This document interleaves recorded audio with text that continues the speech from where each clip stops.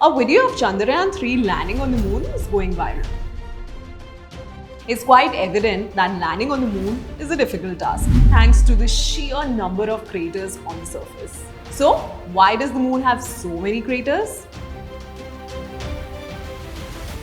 This is basically the moon, and this is precisely why it has so many craters. ये moon जो है ना, वो अर्थ का +1 है बेसिकली। अर्थ जहां पे भी जाता है, मून उसके बगल में ही घूमता रहता है। सोलर सिस्टम में अर्थ और मून दोनों ही काफी डेंजर इलाके में खड़े हैं। देखो, ये है एक एस्ट्रॉइड बेल्ट, बहुत ही बड़ा सा, जो आता है मार्स और जुपिटर के बीच। यहाँ there are millions of asteroids यानी space rocks just flying around hitting the Earth and the moon. It's like these two are literally in the middle of a shooting range. ये गोलाबारी is all thanks to Jupiter and its massive ego. I mean gravity. All these free asteroids were supposed to merge together to become a planet. जैसे सारे planets बने थे. But Jupiter, which is the largest planet in the solar system, उसकी gravitational pull इतनी ज़्यादा है कि it prevented these asteroids from banding together और अब ये ऐसे ही आवारा घूमते रहते हैं और Earth और Moon की तरफ फेंके जाते हैं. Not joking, Earth and Moon get hit by a bunch of these पत्थर्स. And इतने पिटने की वजह से ही चांद पर इतने दाग हैं. हाँ, I know what you're thinking now.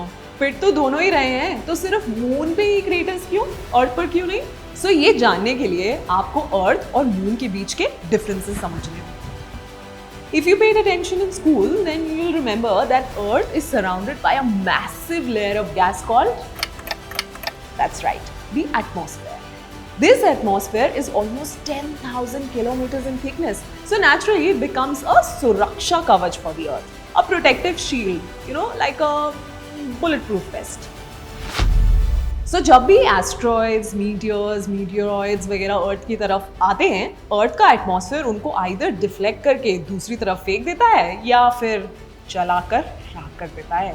As a result अर्थ के सरफेस पे इम्पैक्ट बहुत ही रेयरली होता है। सो थैंकफुली फॉर अस ऐसे दिन तो शायद नहीं देखने पड़ेंगे।